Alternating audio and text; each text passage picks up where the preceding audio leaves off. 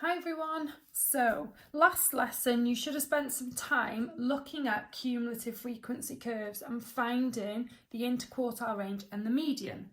So the next part of this is box plots, okay, and they're linked, and obviously you can see on here we've got median, lower quartile, interquartile range, okay.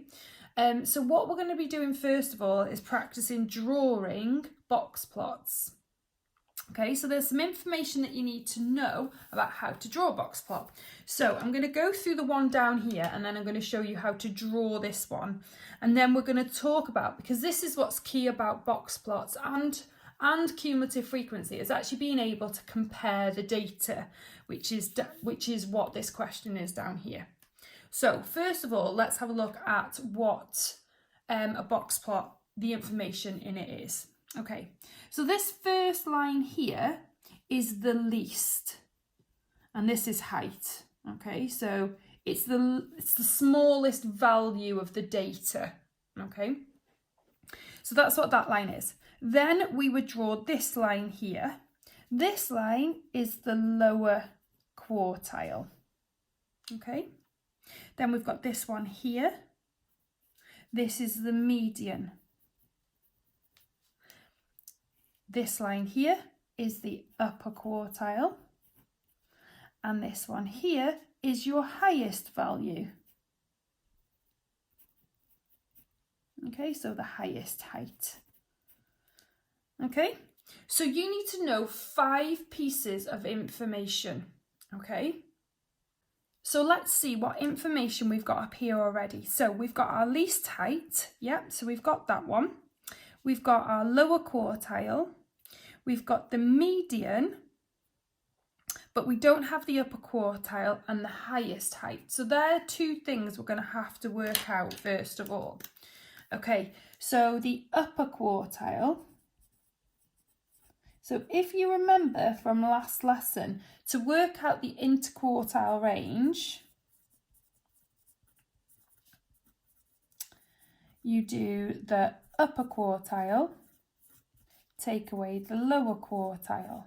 Okay, so what we know here is that the interquartile range is 8. So if this is 8 here, okay, equals, well, we don't know the upper quartile, take away the lower quartile, which is 158.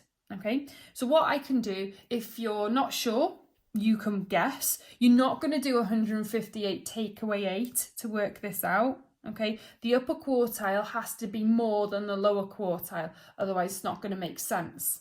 So you would, if you imagine this as like a solving equation, you would add 158 to both sides. So that would disappear. So when I add 8 to it, it gives me 166.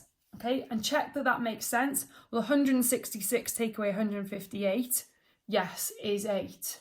Okay, so now we've got our upper quartile as 166. Okay, now we need to work out our highest height. Okay, and what we're going to use is we're going to use the range. Okay, so the range of data, just normally, just an average. Okay, so it's not an average, but what we use with averages like mean, median and mode. Okay, it's the biggest take away the smallest, isn't it? Okay, so if we had a set of numbers to work out the range, do the biggest take away the smallest. So we know that the range is 22. We don't know the biggest value, but we know the smallest value is this one here. Okay, so it's our least height, which is 152. So I'm going to do the same thing. I'm going to add 152 to each side.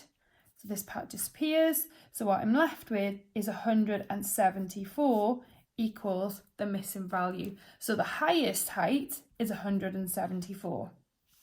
Okay, so what I'm going to do now is we're going to plot this as our box plot. So we're going to do it in order like we did this one. And we're going to draw straight lines like this. Okay, so the least was 152. So I would draw a line, check your scale. So 1 square is worth 1. So 152 is there. So I draw a line. Okay, I'm just going to do all the vertical lines first of all, and then we'll turn it into the box and whisker plot like people. So people say it's got a box and these are the two whiskers. Okay, so the next one is our lower quartile, which is at 158, which is there. Then we've got the median, which is 163. Then I've got the upper quartile, which is 166. And then I've got my highest height at 174. Okay, so we turn the 3 lines in the middle into a box like this. And then we turn the other ones into whiskers like this. Okay, so I've plotted it. When you come to do this using a graph, so this is the graph that we used the other day, you'll be given some extra information, so you'll be told the least and the highest, okay? But you might have to use your graph to work out the median, the lower quartile, and the upper quartile, okay? So you can get that information from what we did last lesson, okay? So the last part of this is talking about how they compare. So it says compare, so this one is about boys in year 10, the heights. This is about boys in year 7. Compare the distribution of the heights of year 7 boys with the distribution of heights of year 10 boys. So we're looking at how they're different, okay? And what we're looking at is anything that you can spot between these two, okay? So what we can say is that actually year 10 boys are taller. So year 10 boys are taller because the median for year 7, so if we compare the medians, so the median for year 7 is here, which is 152.5, is 152.5 centimetres, and in year 10 is, what did we say the median was? 163 metres. So on average, year 10 are taller, okay? We don't need to talk about anything else there. You could say that the tallest year 10 is taller than the tallest year 7, but what they want is they want you to focus in on the median, okay? When you're looking at box plots, and when you're comparing them, that's what you need to look at, okay? So again, like you did last lesson, I want you to pause the video here, okay? So you've got this on the screen, and then I want you to have a go at some of the questions. Again, iPads are booked if you want them, and you can message me on Google Classroom, and yeah, just try the questions for me, that'd be great. Thanks, bye everyone.